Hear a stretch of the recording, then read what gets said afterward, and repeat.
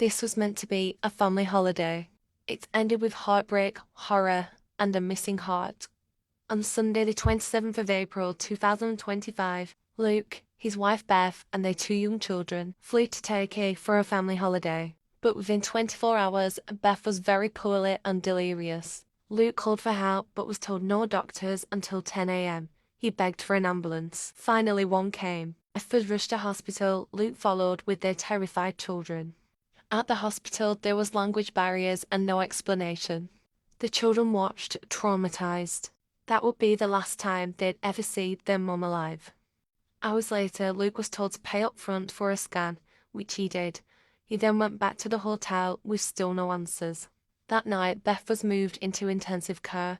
Her condition was critical.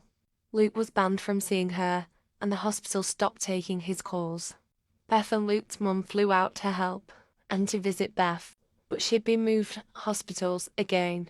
No one had informed them, no one had told Luke.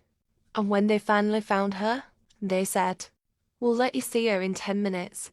5 more minutes." This went on for hours. Then the police showed up.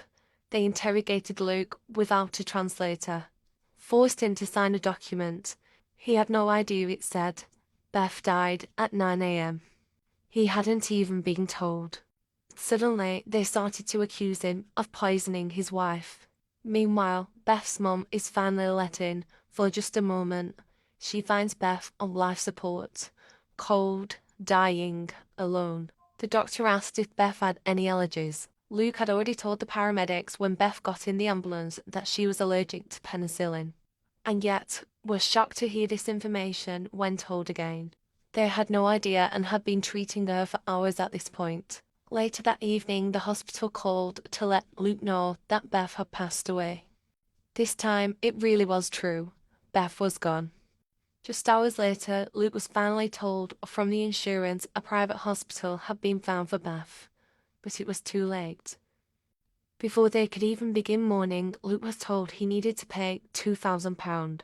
Yet they were still not allowed to see Beth. The police returned, telling Luke they would be burying Beth the following evening.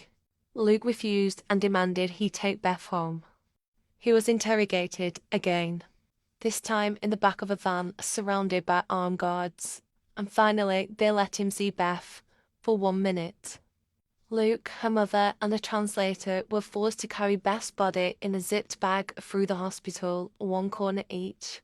When Beth was finally brought home, the UK pathologist began the autopsy and made a horrifying discovery.